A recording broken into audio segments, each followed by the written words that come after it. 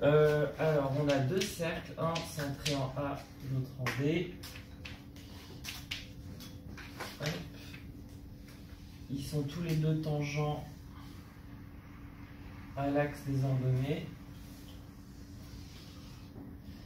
Et donc là, on a un repère orthonormé, U, V, de centre O. Et on va prendre un point quelconque de ce cercle centré en A, M, et un point quelconque du cercle ici, N. On forme le triangle M, N, O. Et le but de l'exercice, ça va être de maximiser cette aire-là. Donc déterminer la position de M et N pour maximiser cette aire. Donc la première chose qu'on va faire, c'est déterminer sur ce repère les points M et N. Donc on va prendre ici un angle orienté, hop, θ, et on va prendre un autre angle orienté, cette fois-ci phi. Voilà. Alors, M a pour coordonnées, du coup, si là on dit que ça c'est la longueur A et ça c'est la longueur B, donc c'est A. Alors c'est moins A, du coup, plus A cos θ, A sin θ, et les coordonnées du point N, c'est B moins B cos phi, c'est ça, et B sinus phi. Et je sais que l'aire du parallélogramme, l'aire de ce parallélogramme, c'est le double de l'aire de mon triangle, et du coup l'aire du parallélogramme c'est déterminant de ON, OM, donc l'aire recherchée, celle qu'on cherche à optimiser, c'est 1/2 de déterminant de ON, OM.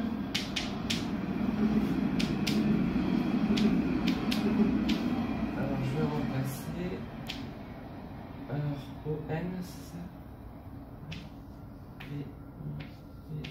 cos phi, B sinus phi, moins A plus A cos θ, A sinus θ. Je peux factoriser par B par A, par bilinéarité du déterminant, et du coup ça va me donner, alors on va avoir 1 moins cos phi sinus θ moins sinus phi moins 1 plus cos θ. On développe. Ça nous donne sinus θ moins cos phi sinus θ moins sinus phi plus, pardon, oui, plus sinus phi moins sinus phi cos θ. Donc là on reconnaît, je me suis écrit là, on a du cos phi sin θ sinus phi cos θ. Donc par la formule de duplication, on a sinus θ plus sinus phi moins sinus θ plus phi. Voilà, on va chercher à optimiser l'aire et on veut garder une aire positive. Donc on va poser f, la fonction qui va de R2 dans R+, qui a θ phi associe AB sur 2 sinus θ plus sinus phi moins sinus θ plus... Oh, on s'en fiche. On va chercher à optimiser ça parce que ça ne va pas changer. Sinus θ plus sinus phi moins sinus θ plus phi au carré.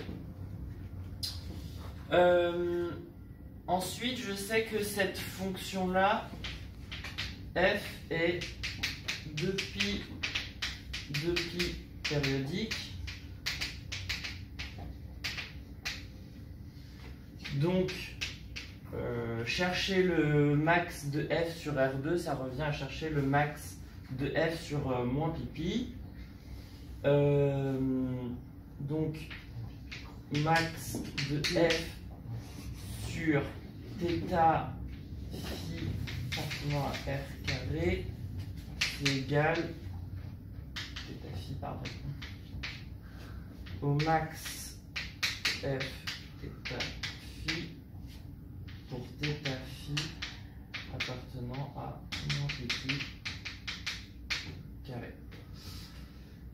Ensuite, je sais que comme f est une fonction, comme f est continue sur moins pi carré qui est un compact, alors f est borné, atteint ses bornes.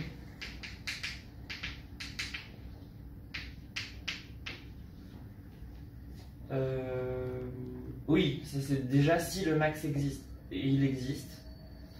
Voilà, c'est pas grave. Et du coup, il atteint bien ses bornes, donc ce max existe et il est sur moins pi. F également C1. F et C1, du coup, on va dire qu'on a un... Donc notre max, il est en θ0. Je vais dire ça. F atteint son max en θ0 phi 0 et celui-ci est un point critique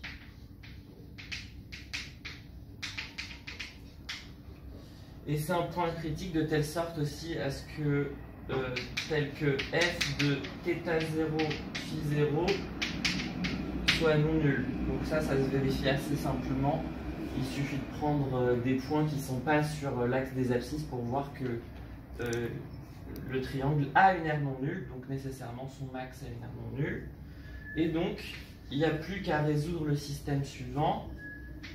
La dérivée partielle en θ est nulle. Alors, donc on va dériver cette expression-là, ce qui nous donne 2. On retrouve en fait, du coup, on retrouve quoi? On retrouve sinus θ plus sinus phi moins sinus θ plus phi. Ça, c'est non nul. Parce que j'ai dit que f de θ0 phi 0 était non nul. Du coup, sa racine aussi. Et je vais avoir du coup la dérivée en θ de ce qu'il y a à l'intérieur. Il va me rester du cos θ et là du moins cos θ plus phi. Voilà. Celui-ci lui ressemble beaucoup. Ils ont un rôle symétrique en fait, θ et phi. Donc là, on retrouve la même chose, sauf que cette fois-ci, on a du cos phi moins cos θ plus phi. Et on a que f de θ0 phi 0 est non nul. Du coup, ça veut dire quoi? Ça veut dire que on a, ça se traduit par cos θ. Là, je dis que comme ça, c'est non nul. Cos θ est égal à cos θ plus phi. Ici, on a... Oui, c'est parce que... Voilà, Là, c'est appliqué en θ 0. Hein.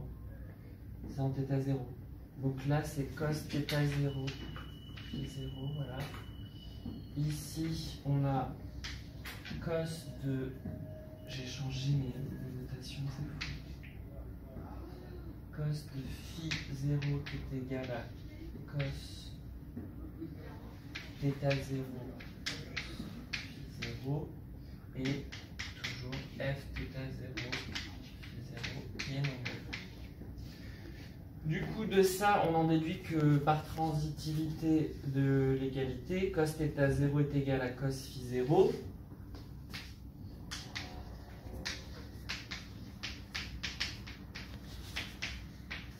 Ça se traduit en disant que θ 0 est congru à phi 0 modulo 2pi, ou θ 0 est congru à moins phi 0 modulo 2pi.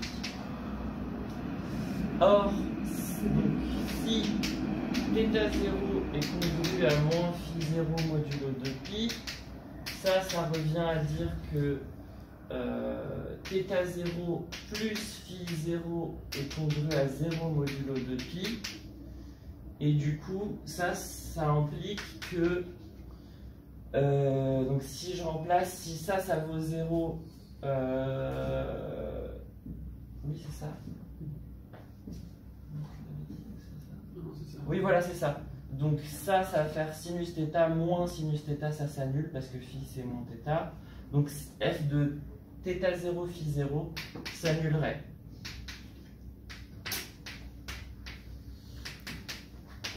Voilà. Et ce qui contredit du coup le fait que c'est non nul. Donc θ 0 est congru à phi 0 modulo 2pi.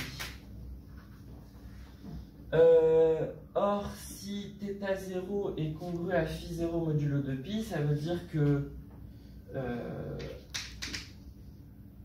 ainsi cos θ 0 est égal à cos de θ 0. Ça se traduit en disant de la même manière que θ 0 est congru à 2θ 0 modulo 2pi, ou θ 0 est congru à moins 2θ 0 modulo 2pi. Ensuite, là j'ai peut-être oublié. Ah oui, non, c'est bon.